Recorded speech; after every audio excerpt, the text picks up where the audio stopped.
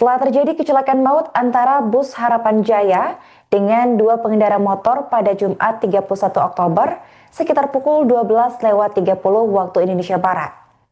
Peristiwa naas itu terjadi tepatnya di depan SPBU Jalan Pahlawan, Tulungagung. Pengendara Honda Vario bernopol S2192OF dan rekan yang dibonceng meninggal dunia seusai kecelakaan. Sementara satu pengendara Honda Supra bernopol AG3984UM mengalami luka parah. Bus dengan nomor polisi AG7762US itu juga dilaporkan menabrak rumah warga. Terlihat dari rekaman video yang beredar, bagian depan bus tersebut mengalami rusak penyok setelah menabrak rumah warga.